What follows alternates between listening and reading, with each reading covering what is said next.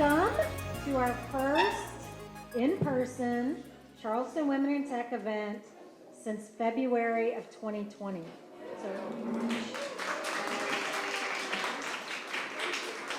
I even wore some bling to commemorate the event because it's been so long since I've gone anywhere and gotten out of my yoga pants.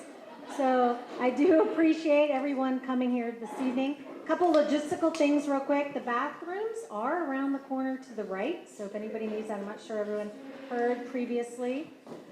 Before we get started, I wanted to introduce someone who helped us, been a long supporter of Charleston Women in Tech, but also helped us secure this space.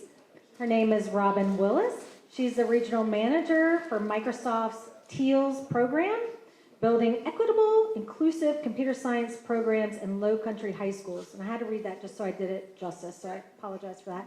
And I'm going to hand it over to her, and then we will officially get started with our event. Thank you.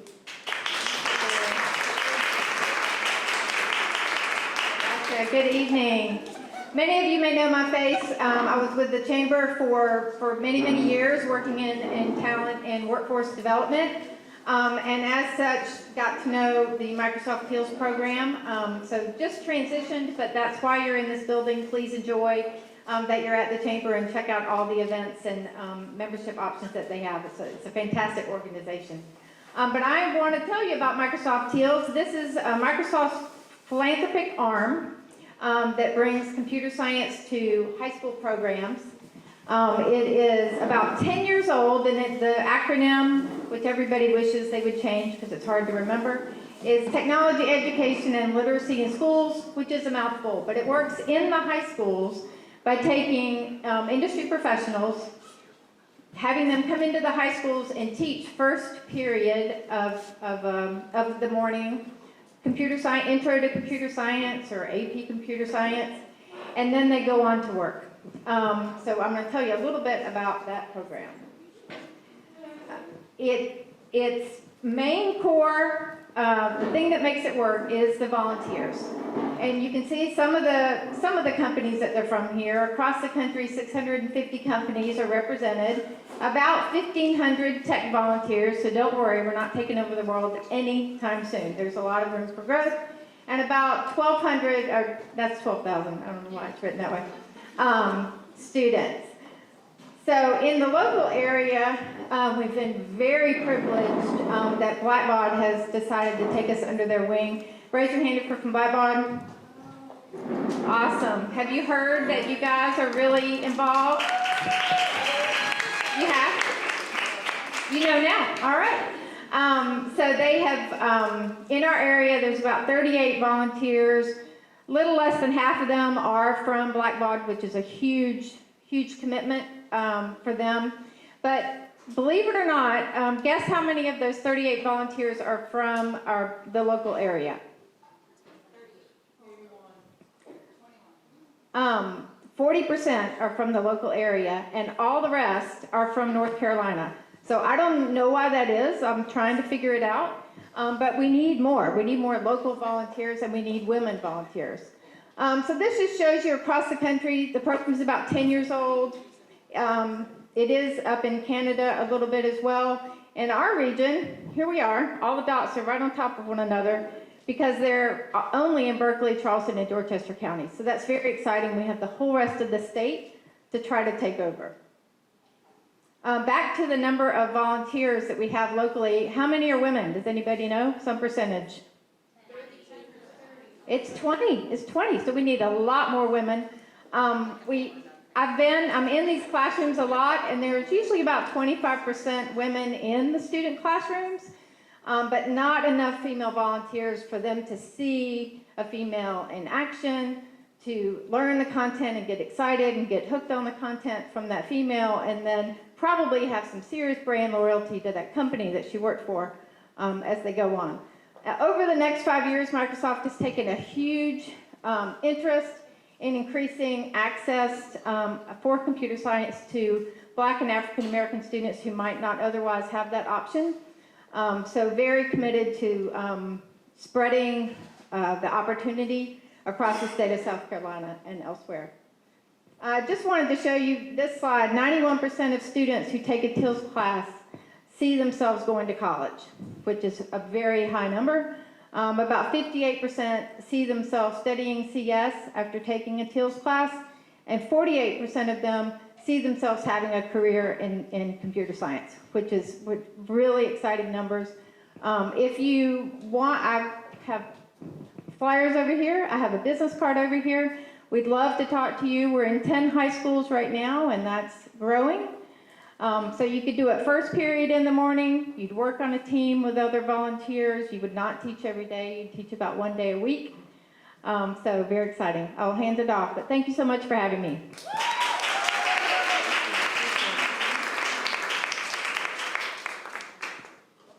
All right. Thank you very much. I know you have to race off to another event. A couple quick things. First of all, I forgot to introduce myself. I take for granted that everybody knows me, but there are a few faces in the crowd that I don't immediately recognize. My name is Jessica Brewer. Oh, hello, back there. I am the CEO of a company called 3 Together, which is a software company that builds micro SaaS applications for the healthcare, benefits, and financial kind of industries. My background is in software. I was a software engineer by trade for a very long time, and then I moved into management. I worked at Benefit Focus for about 13 years, so I recognize a few faces from that group. I ran the engineering organization at Benefit Focus, and then after that, when I thought I was gonna, our company, by the way, went public 2013. Shortly after I thought maybe I would retire, my husband quickly wrote me in, and I worked for Amplified Ag. We've got a table full of Amplified Ag folks over there. Amplified Ag is a parent company to another company called Vertical Roots, which happens to have an auction item over here. That's maybe a little unfair to the other donors, but I'm sorry, that's what you get when you sign me up as MC. So, first of all, I do want to thank all of you guys. It is amazing to just see everybody in person. It's kind of like I'm a little out of experience. I even had bling. I was telling a few folks, my daughter FaceTimed me, and she was like, what the hell? Get that necklace off. She's 21, graduating on Monday. I'm only 29, so I don't know how it's possible. But she's like, you got to get that necklace off. And I'm like, nope, this is holiday mingle, and I am going all out. So, no apologies for the bling. But let's go ahead and get started. We've got a fun-filled evening ahead of us. First and foremost, I do want to thank our sponsors. We've got a tremendous group of corporate sponsors that are helping us propel our mission. So Charleston Metro Chamber of Commerce, Amazon has been absolutely amazing. So I know you said you're from Blackbaud. I don't want to single you out here, but since your name is Jessica also, I think we're good. Todd Lance was here from Blackbaud earlier, the CIO. Mary Beth Westmoreland, who is one of she's my co-chair. I forgot the most important part, Nina. I'm also the chair of the Charleston Women in Tech organization. This is why you should have other people introduce you, right there. But Mary Beth is my co-chair, and she moved to Amazon. She's spectacular. She's in Seattle right now. Couldn't be here tonight. Sends her regards. Boomtown. Woo! Always consistently a supporter. Benefit Focus, my alma mater, so to speak. And then 3 Together, my company. Thank you. Also, we've had so many others participate in just the donations that you see here tonight for the silent auction. So you'll see here, you can go to event.gives/Charleston WIT 2021 and bid. Hopefully everybody's had a chance to see these items in advance. A lot of good stuff.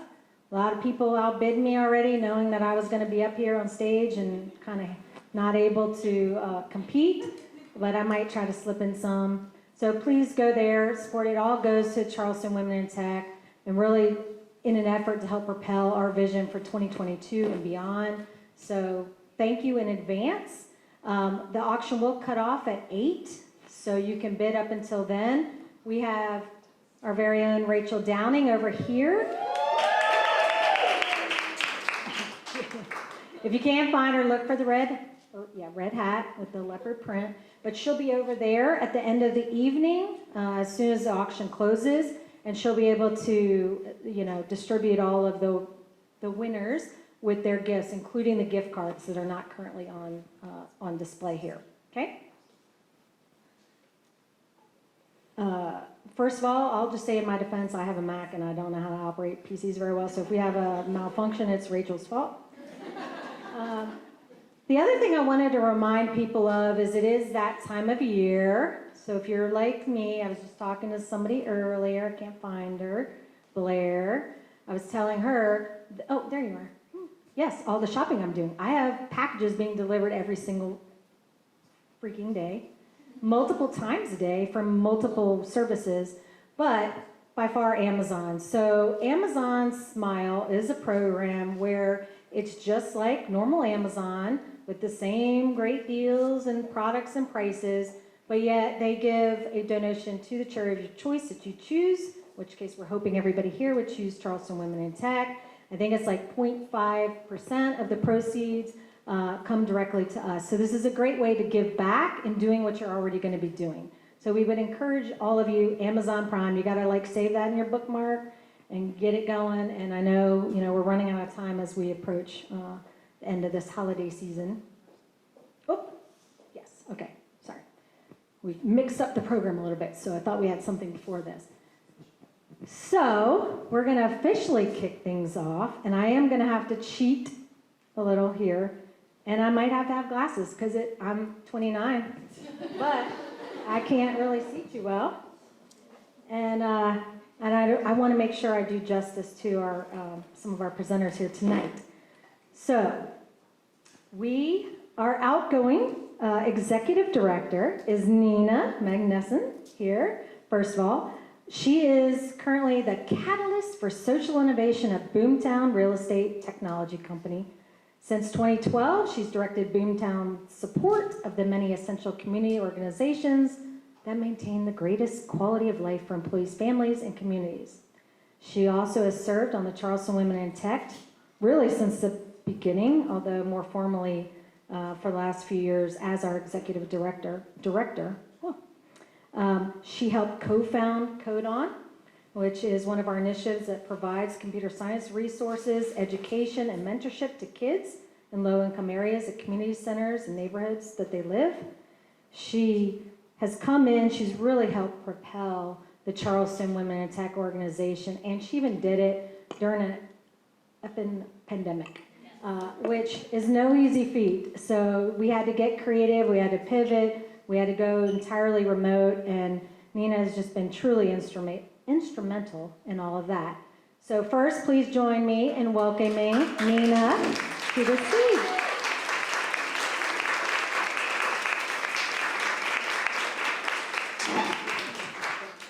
Thank you so much, Jessica.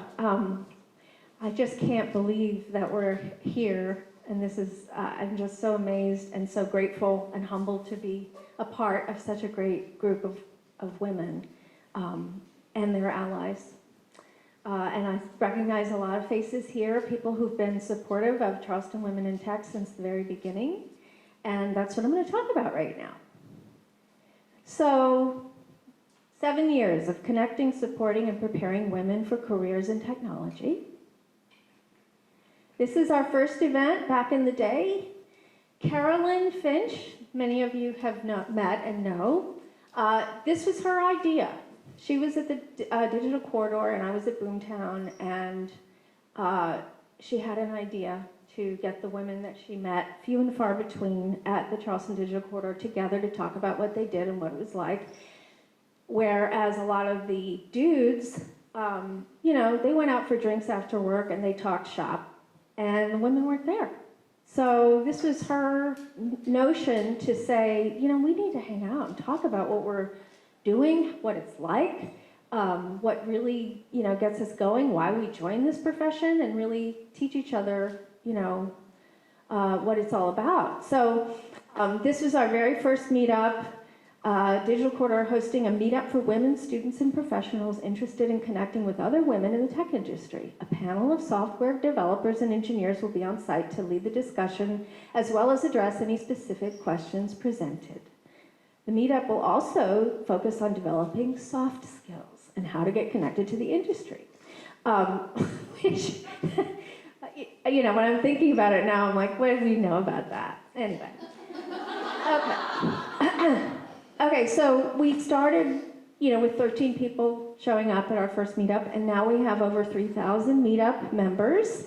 You know, it was one of those things, kind of entrepreneurial. Carolyn anticipated a need, you know, a market that needed to be served, and sure enough, you know, we've blown up. I think it's like 3,300 now, something like that. But these are, yeah. This is Blue Acorn. We're in the hall. At that particular night, we were in the hallway. And then this is at Benefit Focus. I just love that photograph. It's just amazing. Because we had to go outside, or we were outside originally, and then they were spraying for mosquitoes. So we had with an airplane. So we had to quickly jam hundreds of people into a very small space. Right. But it looks great. It looks like you meant to do that. We're massive. Massive. That's right. So altogether, in these last 7 years, we've had 57 events total, 4,949 attendees total, 6 mentorship programs that last about 6 months, I think. Each one, Valerie, something like that. That's a lot. We've been busy. You know, we've been chopping wood, carrying water, trying to get us together, building fires with code. And then this is another thing that another couple of things. I want to give a huge shout out to Valerie Sessions, who is here tonight. I remember the fateful evening at Carolyn's house when it was just you, me, and Carolyn sitting around. I guess we were having hot cocoa and champagne or something. But looking at the 501c3 and, you know, trembling as we signed our names on the dotted line. But we've been able to do some things, particularly Valerie, who has been so committed. She has started now finally Girls in Tech, which is the initiative for women in high school to learn about technology. And this is one of the events that she held this year, October 7th, Computer Science and Engineering in College, where we were able to get the CS programs and the universities in our state together to talk to women in high school who are interested in computer science careers. Really awesome. And then we also did Code On. Valerie and I kind of, you know, headed this up to bring volunteers from companies from all over Charleston. It's amazing to come together to volunteer to just hang out with kids where they're hanging out. You know, they didn't have to fill out any forms or get their parents to bring them or come up with a tuition. We would just go where they were, their park and rec. This is in Rosemont here, and I'm really proud of this student. She was amazing. And I want to show you all the companies that just sent volunteers to volunteer with us all over, you know. And it's a volunteer situation, and it was amazing how many people wanted to come. We started in a laundromat, by the way, on the east side. So this is, you know, I just wanted to say that and I'm aggravated that picture because it's Valerie teaching at Code On. Didn't translate. I used Google Slides at PowerPoint, didn't translate anyway. So this is us at Code On. I mean, it's not just kids. This is teaching code to women in their later years, teaching each other. You know, these were the matrons of the neighborhood at Rosemont who did not understand why we were there, and so they joined in and they took the class as well. And so it was a wonderful experience with all these different generations hanging out together after school to learn about technology, and we had mentorships. This young lady, her mother drove her all the way down from Goose Creek to Rosemont so she could get the code class, and she's now at the Governor's School of Science and Math, and she's got a mentor at MIT. So,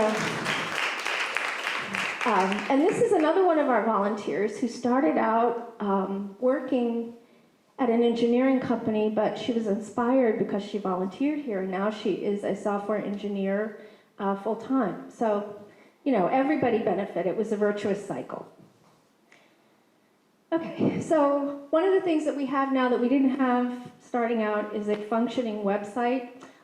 Thankfully, because of a gift from Elastic, our webmaster champion is Jaren Mitchell. She's a software engineer, and she runs our website and our social media. And also Comcast was kind enough to make a donation so that we could launch a really beautiful website. So I'm very grateful for that.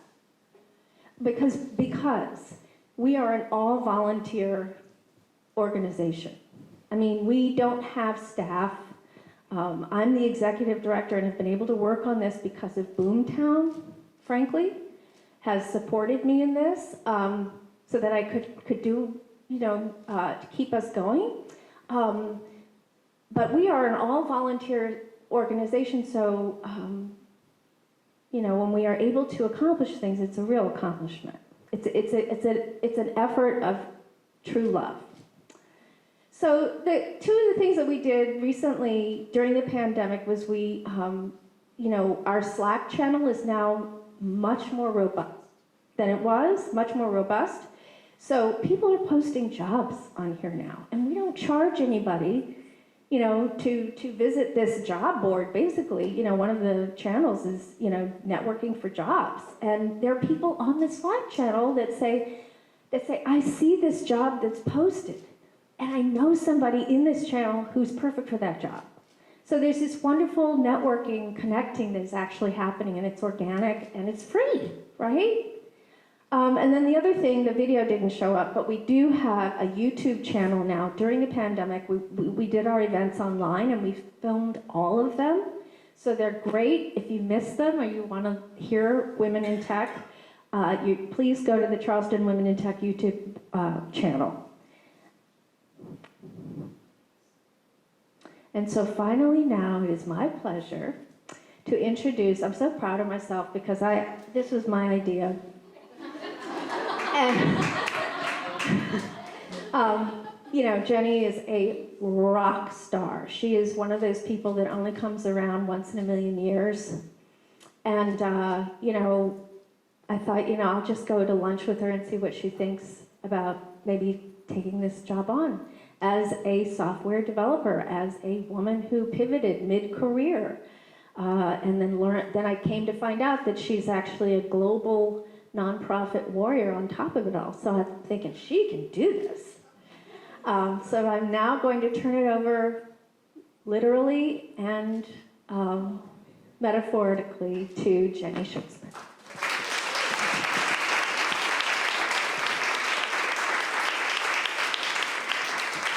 All right. Yeah, hello. Thank you, especially again to Nina. She's been walking me through it the past couple of months, and I don't think, you know, as she emphasized enough, she's been here since the beginning, which I have not, so they are enormous shoes to fill. So I would like to thank her again before we start that. Okay. I also do not know PCs, so this should be interesting, but that's okay. Just, air it down, okay. Sounds good. You know, even before I jump in, I'll tell you a story of something that happened last night. Susie has put this entire evening together. Everything, food, drinks, even the Christmas decorations at your table are from Susie. So she really did everything. And last night she wrote us and she said, why don't you send us your slides, each speaker, so we can put them together. And I thought, wow, how thoughtful. It'll flow really nicely. So, and then I was nosy, and I looked at other people's slides, and they were really good. And mine were really bad. So I was like starting to panic, like it looks like a fifth grader put together a PowerPoint. But then I realized this is good. This is a good thing. Because I'm a software developer. And so now people will remember the difference when they want to cut the budget and not get the designer. A front-end developer is not creative. Do not cut that out. Get the designer or you're going to have what you're about to see on your website. So let's see what happens. So before I go into my vision of what I want to hopefully achieve alongside you guys the next 3 years, Nina and Susie asked me to kind of take a step back and tell you, my history with nonprofit and how I got here into tech. So I'm going to take you back to when I was 20, quite a while ago.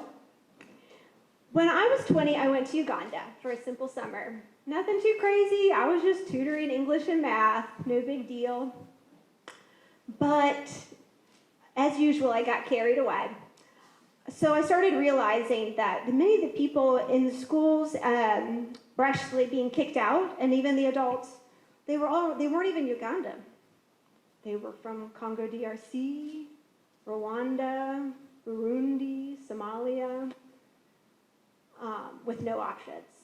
So a couple of us got together and we started a nonprofit, just young little kids, right, that put together scholarships for these adults and kids, and I'm still connected to some of them to this day. So I was hooked right away with nonprofit, and I took it to the extreme. So then I thought, what next? Then I moved to Colombia, Cali, Colombia, South America for a year and a half.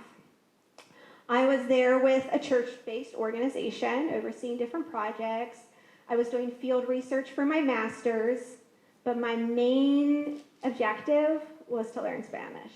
I thought being bilingual was the coolest thing on the planet, and I had to accomplish it. So I didn't realize that nobody speaks English in Cali, Colombia. It is not on the tourist path. It's not a metropolitan city, and I didn't know Spanish. I just thought I'd figure it out. So everybody kept telling me, in 3 months, don't worry, you'll be speaking it in 3 months. So I learned an important lesson that a lot of people talk about things they don't know or understand in the slightest, because it took a full-on 8 months, and I was really kicking myself for 3 years of French. But other than that cynicism that it gave me, it also completely changed me, because it made me realize, I don't have a formal education in Spanish, and now I speak it better than people with degrees in Spanish. Okay. I didn't have a formal program that I went through. I just learned it in the street. I speak kind of slang, a lot of, curse words probably. So then it opened my eyes. What else can I learn? What else can I teach myself? I can maybe do whatever I want. Cool. So, maybe not the most obvious decision, I decided to test out living in a war zone for 2 years. An actual live war, yeah, I know, you laugh. That was my parents' reaction as well. I was so excited. I moved to Sudan, Juba, Sudan, in January of 2011. So for those of you who probably don't know, at the time, they were one country. And so the week that I moved there, they announced their first democratic vote ever, first referendum, to become a new country. So I threw a very large Independence Day party that July when we became a new country, and I was there for 2 years. But, it taught me so many things, and I could talk about Sudan for like 2 solid hours, so I will super stop myself. But one of the things that really stuck with me in Sudan is seeing the importance of community-based work. There's no government systems, right? There's no education systems. There was not a single large company in the country to apply to. Imagine, right? This is pure entrepreneurial system, community member helping community member. And if you were ostracized, we talk about that in the Bible, or you hear it in old times, but it's real. If you're ostracized in South Sudan, you are nothing. You can't function. You will not last. Because community is everything. And I thought, I'm not really part of this. Even though I'm here for 2 years, I'm on the evacuation list. And the UN helicopter is going to come to my backyard if we get bombed. I'm not part of this community. But I know that this is important. And someday, I want to find ways to be connected to my community because I can see that it makes joy out of war. And, it breaks beauty out of nothing, is those human connections in giving. So after Sudan, I got my dream job in downtown DC. It was super exciting. I was with the International Center for Research on Women, and I did what's called monitoring and evaluation. In layman's terms, it means I would help a nonprofit evaluate with research methods whether they were truly having the impact in the community they said they wanted to achieve, right? We have goals, we have mission statements, but it's very hard to actually prove social behavioral change in the community. And I mostly worked in violence, so it's very tricky. It's not, did they go to school? Did they get an A? But I'm sure you can imagine already that I am very eager to get a strategic plan in place for Charleston Women in Tech so we can tell you what our objectives are, what our goals are, and how we want to achieve them, how we're going to measure ourselves so you can hold us accountable, but also so how you can jump in because we need your help, right?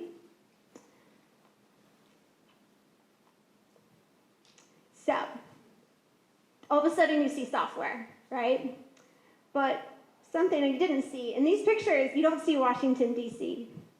I lived in D.C. for 4 years, and these are the pictures I have to show for it. Every month I was in a different country. The last of those 4 years, for 9 months, I was in a different city every week. Can you imagine? I truly lived out of hotels.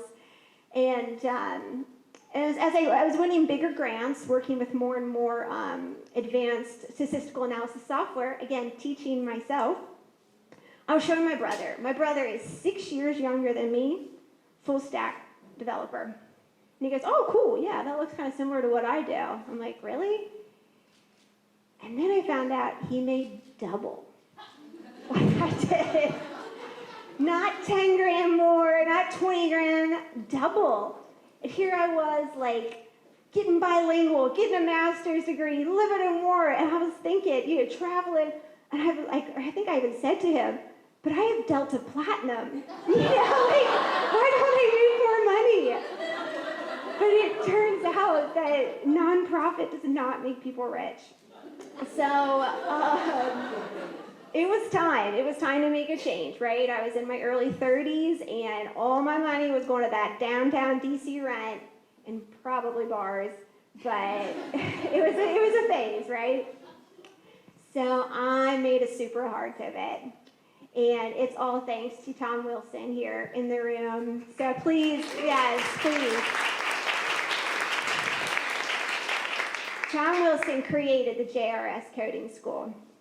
So for those of you who don't know, it is a 3-month program. I went full-time, 9 to 5, and I became a full-stack developer. The curriculum is excellent. I teach code on the weekends now for a different school, and I tell, JRS is the best. So just genuinely, and these are other companies that I've worked for. It is truly my path to freedom. It is the most wonderful career to be in technology right now, right? We get to call the shots. We get to choose the companies we work for. We get to choose our future. We get to get our dream home in Mount Pleasant. Life is good in technology, so I'm so grateful to be here. So yeah, this is a reality. I'm sure a lot of you can relate to this picture. Nothing bad, right? You're just the only woman most of the time. It's not a big deal. They're all nice. It's fine. I mean, in Sudan, I was mostly the only woman in the room too. That white lady in slacks with all the Sudanese men. But then I went to a Charleston Women in Tech meetup, and I saw that I was moved when I saw a leader like Jessica, so successful, at the top of their game, and it hit me. Why did I never picture myself like that in software? How come in nonprofit I was so goal-oriented, right? I was going to reach the top, and I did. I got my dream job too early that I kind of just was like, what next? But I only pictured myself as a low-level code monkey, right, in software. And at the job I'm at now, I finally work with another woman developer. It's awesome, yes. And her name's Anna. And I remember I first started working with her, and she goes, "How was the meeting this morning?" She goes, "Good.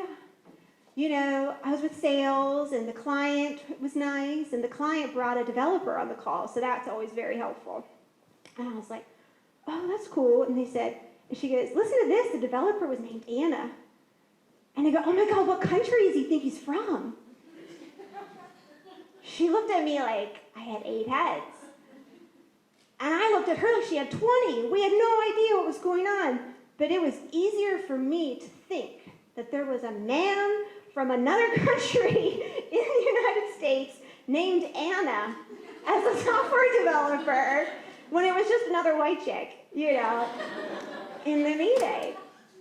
So that's when I realized these gender stereotypes are holding me back. Nobody else is holding me back. I'm holding myself back.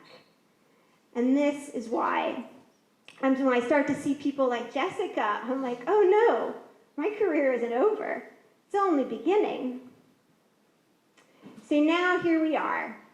We are women in tech. And people keep asking me now that I'm taking this role, but really the whole 4 years that I've been in software, how can we get more women involved? And I just pause. And I remember the first time that I heard Melinda Gates present this, I saw it in 2017, that women are earning fewer computer science degrees than they were 30 years ago when she was in school. Okay? And then you hear research that says that female managers in technology make less than their male counterparts in management. Okay? Then very recent research showed that there's a higher burnout for women in technology who have male bosses, especially among working mothers. It's all adding up. It's all kind of depressing, right? There is something going on. And if you read in Sheryl Sandberg at the top, she's the COO of Facebook, and she goes into the many reasons why women start in tech, but they leave. So here I am coming in my mid-30s. I was supposed to be getting out. I didn't realize. You enter computer science, and then you get tired of being that only woman. You get tired of getting paid less. You get tired of getting passed up for opportunities. And there's many reasons. But you can imagine, thus, my vision for Charleston Women in Tech is to continue all of the wonderful programs that we already have in place. We're talking about, creating solid scholarship programs as well. But I want to move past inclusion. I want to promote us to women in leadership. And I want to put an emphasis on doing this through many ways. I don't know yet. I need your help. I need your guidance. I'm thinking to start more skills building. We have really solid knowledge in this room. So we need to be getting together. We need to be having technical meetups. Bring your laptops. Be ready to take notes. Because if you want to get to the top, you need to be at the top of your game at every level. You need to continue to build up. And I think my last depressing piece of research is that, when a man in technology moves his way up the ladder, both men and women respect him more as he rises. That seems normal enough. And research shows that when a woman continues to advance, she is disrespected more by both men and women. So I want to ruin that research. I want to blow it out of the water. I want us to find ways to make relationships in here beyond networking. I want us to support each other at every phase as we continue to try to, upend all these very depressing statistics against us. And my last comment, is that I always tease to my husband of my 10 years in nonprofit, who I was like, oh, what have you learned? And, oh, I could say so many things, but number one is I never want to be without a hot shower ever again. And number two is that I never want to be without volunteerism and being connected to my community, because it makes me feel whole, makes me feel alive to be giving and receiving. And like Nina said, we're all volunteers. So we hope, if volunteerism is right, you should get just as much as you give. So that is all I have to share tonight. Thank you.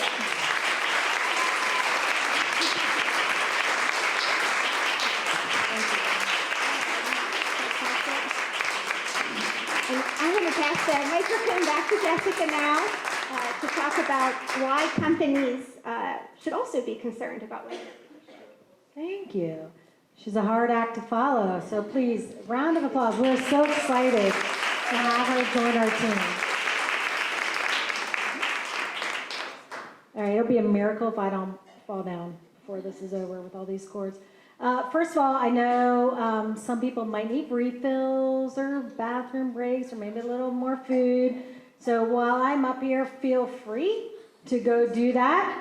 I have a lot of good stuff to talk about, but I'll talk loudly and it's not going to interrupt me or be rude or anything like that. So please make sure I made sure mine were. I haven't lost a beat yet. So with that, they did ask me they asked that I would talk about why women in leadership positions is important to companies. Why should it be, right? And Jenny talked a lot just about her experiences, and one of the things she actually had in her notes I cheated on a little bit. She didn't talk about it today, so sorry. But she talked about the parity on top. So women in leadership positions, it's not an equal thing. She certainly talked to some degree about that, but why, right? And how do we change that? I've spent more than half of my career in leadership positions, primarily in the tech industry, right? And I can tell you right now that women are important. And women are kind of a big deal in leadership positions. I was hoping there was going to be a woman here tonight. She actually made me a sign. And it said, I'm kind of a big deal. And I hung it loud and proud in my office for years. But it's true. Women are a key part of successful businesses. But before I go into why companies should care, I want to take a step back and just talk a little bit about metrics. And I'm going to kill myself here before this is over. Yeah. So if you look at this study over the last 5 years by McKinsey, you'll see there really hasn't been a lot of growth, right, in the representation of women at the various levels in organizations. If you peel that back a little bit more, minority women are even more underrepresented in these numbers. If you look at the C-suite specifically, well, it looks like from 2016 to 2021, it's roughly, 23-ish%. Only 3 to 4% of that is by more minority women. And if we look at the data from a slightly different angle, and you look at this statistic here was from September, the end of September of this year, you see, okay, 29% chief executives are female. Some people feel good about that number. I personally do not. CEOs in S&P 500 companies, 6%. Not ideal, right? You're seeing an uptick in the board membership and women representation there.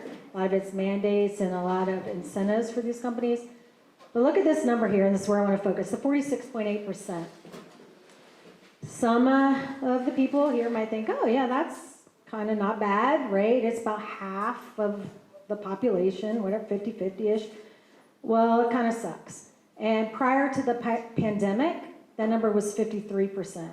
So women were disproportionately impacted in a terrible way as a result of the pandemic. There were like 2.3 million people, left their jobs in the first 12 months of the pandemic for a variety of reasons. And some of them had to leave because they had to homeschool kids. Some were forced to leave, a wide variety. But 53 to 46% is pretty significant. And again, if you look at minority women, as a result of the pandemic, 1 in 11 Latinas, 1 in 12 Black women are now unemployed. Now, if we slice it out and just look at the tech sector specifically, whatever, been drinking a little bit, it doesn't get much better, right? These are not numbers that you would be proud of. 15% female CEOs. I'm proud to say that I'm one of the 15%. I hope that there's many more in this room that will contribute to that number, but that's not ideal. And then if you kind of slice it a little bit further and look at age, right? Only 20% of women in tech over the age of 35, 20% of women over the age of 35 are still in junior level positions compared to 5.9% of their male counterparts. That's kind of effed up, right? I think so. So ultimately, though, why should companies care about women in leadership positions? Why does it matter to them? What's in it for them? And actually, before I get started on my reasonings of why, I'd like to poll the audience a little bit here. Just shout out, why do you think companies should care? Well, they tend to be more profitable, most definitely. Bigger labor, most definitely. Whoever said that, yes. Anything else? Diverse perspective, yes, most definitely. More engaging. Yeah, I don't even have to give this presentation. We can like fast forward because you guys are all picking up on what I was going to cover. So yes, I think the first one mentioned it. Women in leadership positions produce better results, right? Historically speaking, there's a lot of studies to show it. They're good for business. They're good for the bottom line. In technology specifically, private companies led by women are more capital effective, efficient. They're 35%, they have 35% better ROI. And if they are venture funded, they're 12% higher in their revenue than their male counterparts. The numbers are just staggering. I could go study after study after study. I could do a gazillion of them here. I'm sorry to have my back to you here, but this particular study just represents the annual net profit margins for companies. You don't even need to see this. You can just see this. The blue line is with women. The red line is without. And I'm not saying, we've got a lot of men in this audience, and we have some spectacular men in our lives and in business, but you can't disregard what women bring to the table, right? And to complement and supplement. I forgot to mention this, one of the other studies showed that women that were CEOs in Fortune 1000 companies had 3 times the returns of men in the S&P 500 companies. And it's just staggering. So the data is there to support financially why we should all be caring about women in our workforce and in our leadership. But diversity is also, it's just good for everyone. Diversity of thought creates more original thinking. It spurs innovation, which is critical to margins and more effective solutioning. It's all about perspective, right? The greater the depth and breadth of your experiences and perspectives, I mean, just listening to Jenny talk about all her things, I'm like, smokes, I feel a little inadequate that I haven't done some of those things yet. She was, being very kind and complimenting me. Perspective is everything, right? And the greater our perspective is, the greater our ability to relate to our employees, our customers, our prospects, right? The more you can relate and facilitate innovation, it just drives more of your ability to be successful in business. This one I just happen to love because, I mean, how many times has your manager ever said, "Oh, how are you feeling tonight?" Or, "How are you balancing your work and your life?" And I'm pointing at her, I don't even know, do you have kids? Are you, whatever they journey? Well, probably they never did, or if they did, maybe your kind of responses fell on deaf ears to some degree. One study's found that when you have women managers in the mix, they are more likely than their male counterpart. Ugh. Let me just drink one more time. Hold on. Getting all tongue-tied. they're more apt to be engaged and trying to support their employees, right? So you can see in each one of these categories, they're caring about the emotional well-being of their team members. They're asking questions like, how is your workload? And working with them to take action to, even things out or make it easier on their team members.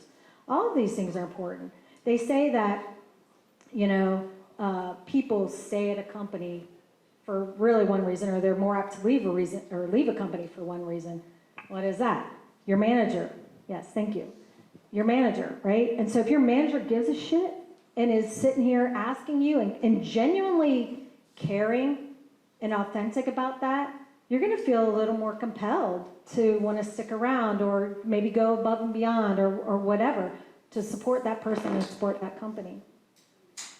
Additionally, it's no surprise that one of the Gallup polls showed that the more diverse the leadership team is, in particular that kind of senior level management, they experience 22% less turnover.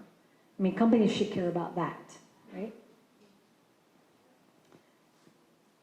So, if you've worked with women and men, and by the way, this is not meant to be disparaging against any man or anything. I have a husband who I think is exceptional and a great manager. I have a son who I just know is going to be great. I have a daughter graduating college on Monday. I think I mentioned. I'm a little concerned about her, but but women in general, they're more inclusive of their team members, right? They work to strengthen the different personalities and bring more people to the table to really foster an environment of innovation and collaboration, which is healthy. I can't tell you how many times I have had to work on projects where somebody thinks it should be one way, and you actually talk to the end users, and it's so opposite of what this brilliant engineer thought the solution should be. Mammograms, good example of that. Clearly a man designed that stuff. For the older women in this group. I'm only 29, so it's not me. But for those of you that have known me for a while, you've probably heard me say this, but I can't say it enough. Empowered women empower women, right? And the more women that we have in leadership positions at organizations, the better for everyone. Women are more apt to help close that gender gap in pay. I worked at Benefit Focus for over a decade. That was something that was top priority for me. People in this room can attest that we had dedicated time to sit there and make sure that we had people in similar positions making the same levels of pay, right? Of course, if they exceeded that, they should be getting more, right? Women can help bring diversity into the hiring process, which is not easy. Jenny showed stats where it's hard. You saw the decline, that Melinda Gates thing. It's hard to find qualified female candidates. So you have to work extra hard. And one thing that I'm proud to say we did was we said, hey, you're not going to, as a recruiter, you're not incentivized to just get me resumes. You're going to be incentivized to get me a diverse set of resumes, and then we'll pick the best person for the job. But let's give everybody kind of an equal playing field. I already I'm not even going to mention this one hardly. Women leaders tend to rally people in a better way to help achieve financial outcomes. It's a more collaborative environment. Women leaders also act as great mentors for other women and men.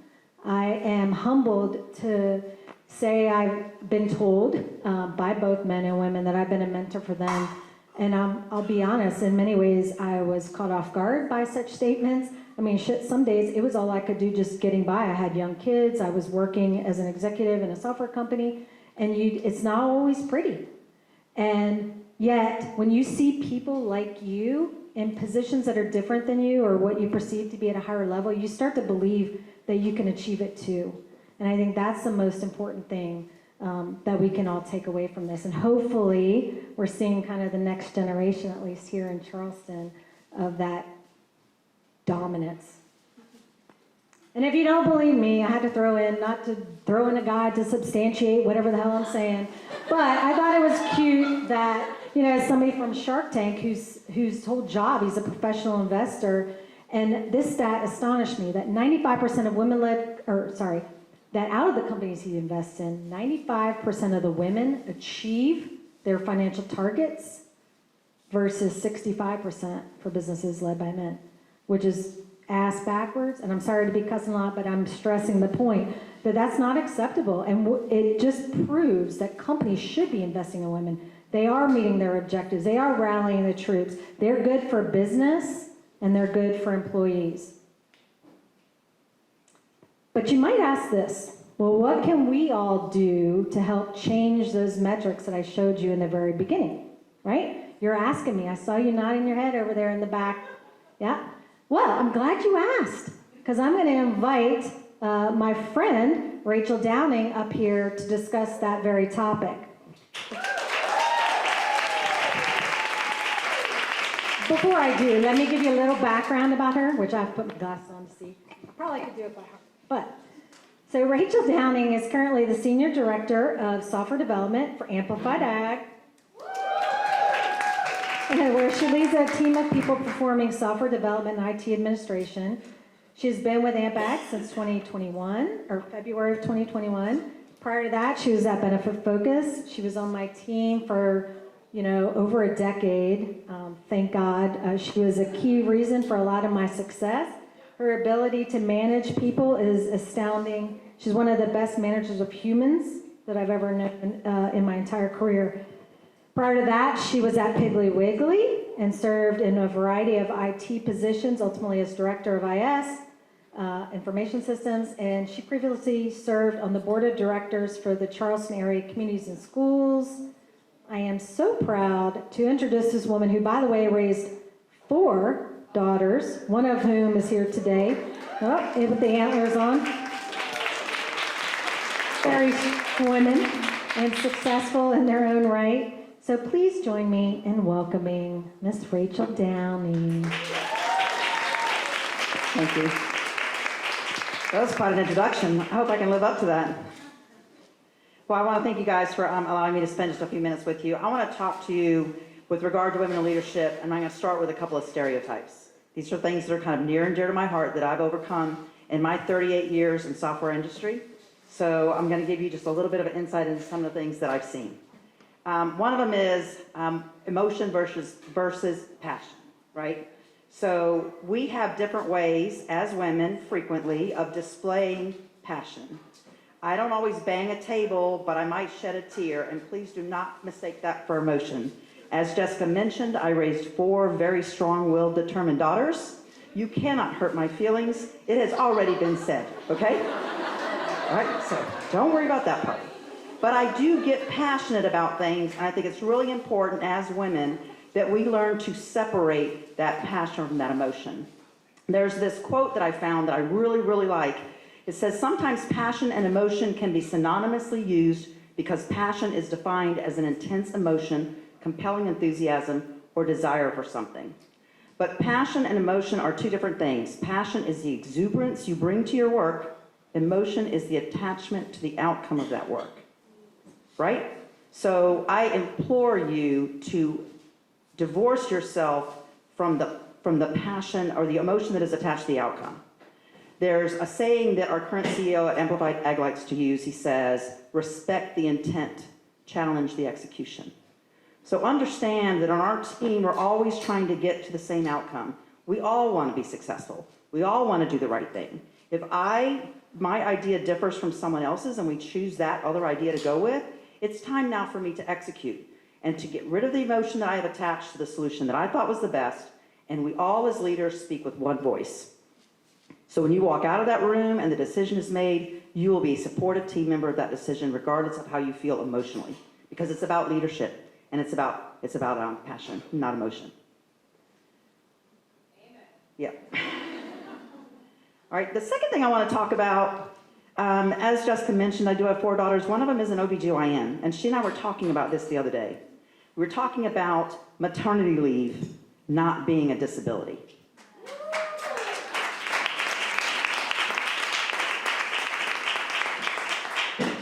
I can understand the financial benefit of leveraging short-term disability for maternity leave to help a company overcome some of that expense. However, very much like military reserves, when a person is called into active duty, they are reimbursed by that branch of military, and many companies make up the difference in their salary, so their pay doesn't change. I don't see how that is any different than we as women serving our country by delivering the next leaders that are going to run this country and run our companies. Amen. Right. So I implore you again to petition your companies to be supportive of mothers that are needing to take maternity leave. Parental leave is something great. That was not a thing back when I was having my daughters, but I do think that's a great benefit as well for the couple to be able to bond with their new children or child. I do want to mention, though, something that I think is very important, and that is that being a parent is a great way to grow your leadership skills, right? So some of the things that I think that align with being a parent is giving your team members enough authority to make decisions, right? As children, they get to an age where they need to decide how they're going to manage their life, how they're going to get their work done, how they're going to be successful. And we need to allow them to make those decisions. And it's the same way really with your employees as well, to allow them to grow themselves. Also being there for them when they need you to, but give them the opportunity to learn from their mistakes. I mean, there's nothing better in software development than screwing the pooch and having to clean it up. I know somebody told me one time they deleted a database, I think it was. A production. No, we're not. But you know, when I have to stay up for the next 36 hours to fix a bug that I put into production, and I'm the one that has to do it, you can bet I'm not going to do that again. So learning from your mistakes, I think, is really important. As a parent, you'll learn that with your kids. As a manager, you'll learn that with your employees. This is a phrase that my mentor at Piggly Wiggly used to tell me: to praise in public, but to reprimand in private. Again, it's good policy for your kids. You know, don't embarrass them in front of their friends. That just getting in trouble is enough sometimes, but then having that conversation later, just the two of you talking through things, that works really well with your employees as well, right? So call them out in front of everybody else and let them know they did something wonderful. If they didn't, then just take them aside, talk to them about it, discuss what happened and what the repercussions will be.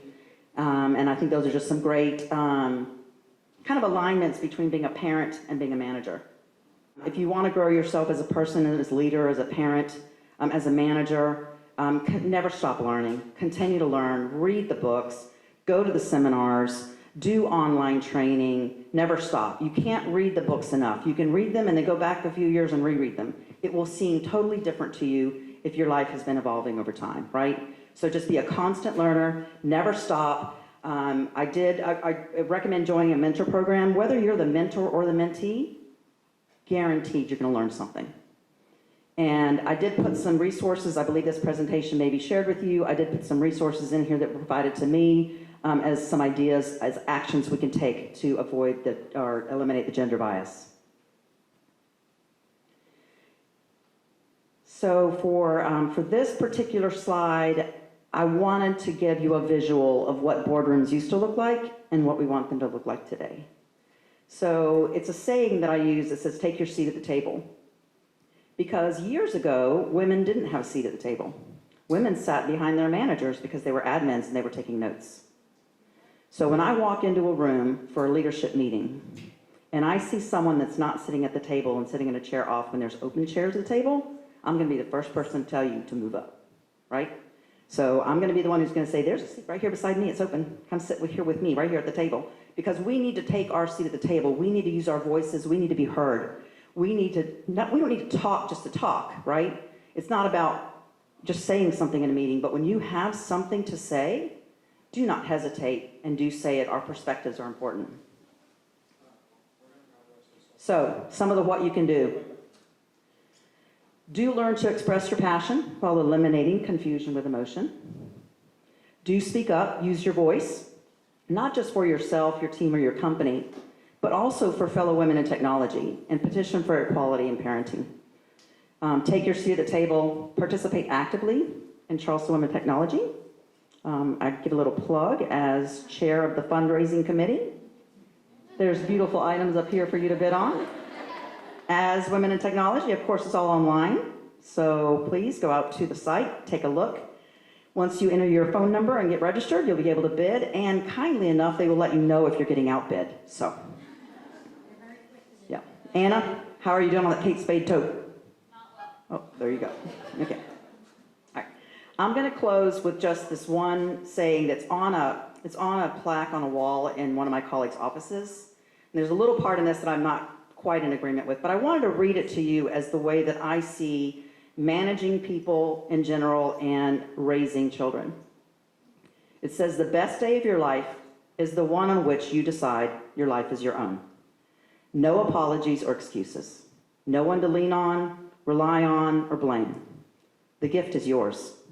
It's an amazing journey, and you alone are responsible for the quality of it. I didn't want to change the quote, but I would have taken out the no one to lean on, rely on, or blame, sure, but lean on us, rely on us to be your support. We as a group are here for each other. We're here for you. Please spread the word. Anyone who wants to join is free to join. It's not just for women, as you can see. We also have male board members. Just the perspectives and the input from everyone is so important, and the diversity in our group is extremely important. With that, I will turn it back over to Jessica Brewer.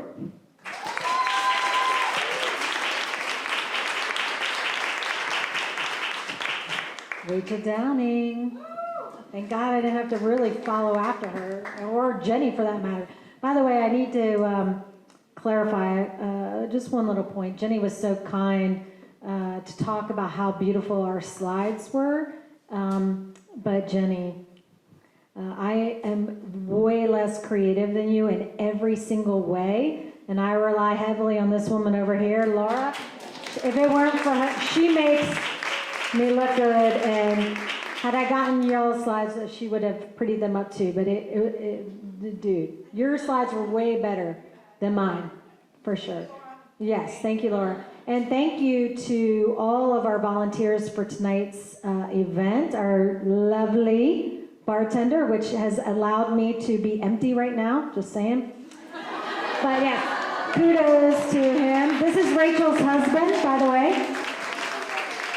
And Rachel's daughter, Anna, over in the corner, one of her 3 daughters.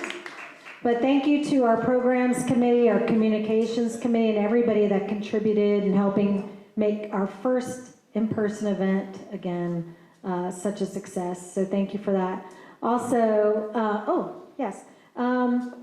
I would like to bring Nina back up to the stage real quick before we end things for the evening. By the way, you still do have till 8 o'clock. Love you. Love you. Love you more, Barney. Just saying.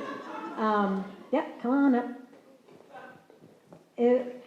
By the way, the auction's going to stay open until 8. And then again, just as a reminder, Rachel will be over there to give the winners of the auction their items, including the gift cards that are not currently on the table. But Nina, I mean, gosh, how long? So she's like one of the OG, right? So when I first joined the Women in Tech, she was the staple, one of the many incredible women that I had the privilege to meet. And when Carolyn stepped down, Nina, enthusiastically, or at least that was how I perceived it, enthusiastically agreed to become our executive director. And she's really done an amazing job just rallying all of us, which with one of us, that's not such an easy task. Just saying. And I would be remiss if I did not just take one more opportunity to thank Nina for everything that she's done for not just the women in tech, but all of the women in our community, and really all of everyone in our community. It's not limited to just women in tech or the tech community. She's really just hunkered down and been a volunteer in so many ways and had such an impact. Everywhere I go, everybody knows her. I mean, it's rather astonishing, quite frankly, but I'm a little jealous. I'm like, okay. No, she's an amazing woman, and the board of directors decided to get together and give you a parting gift to just show our appreciation. But before I do, for all the directors or all the women that are on the board of directors, if you could just come up and help me present Nina with this parting gift, I would appreciate it. They don't like it. They didn't want any attention either, but and we'll do a little photo op too. So every girl likes something in a little blue box or packaging. This woman here really does. Just saying. For you men in the audience, just a little subtle hint, okay? Oh, we got more photos. Oh. I'll give it to you one day, Nina. We are so appreciative of everything you've done and what you've meant to each one of us, and you are going to be missed. I know you're still going to be here, but we love everything that you've done. We're encouraged by you, inspired by you, and you're not leaving us all the way yet. So please join me in just saying thank you to Nina.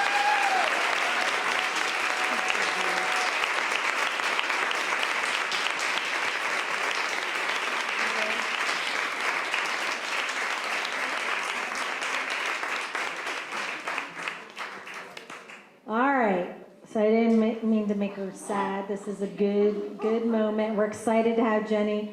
But with that, you have roughly 25 minutes to bid on items. You don't have to be present to win, so if you do need to leave, feel free, and then we'll reach out to you and coordinate getting your winning items to you. But until then, you're welcome to have more drinks, and thank you for a wonderful night.